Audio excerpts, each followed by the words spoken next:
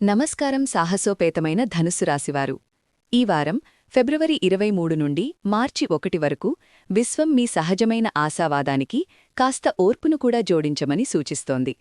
కుజుడు, శుక్రుడు మరియు సూర్యుడు మీ 3వ స్థానంలో ఉండటం వల్ల మీకు అద్భుతమైన మానసిక బలం, ధైర్యం లభిస్తాయి.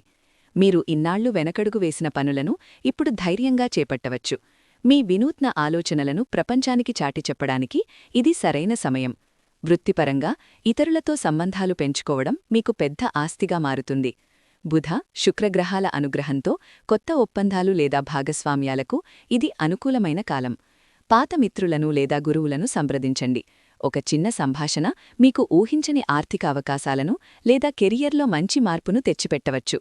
అయితే మీ రాశి అధిపతి గురుగ్రహం వక్రగతిలో ఉన్నందున కొత్త పెట్టుబడుల జోలికి వెళ్లకుండా ప్రస్తుతమున్న ప్రణాళికలను మెరుగుపరుచుకోవడంపై దృష్టి పెట్టండి.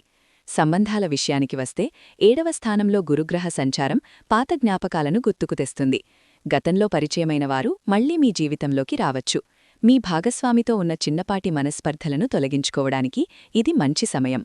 మీ సహజమైన దయాగుణంతో సమస్యలను పరిష్కరించుకోండి.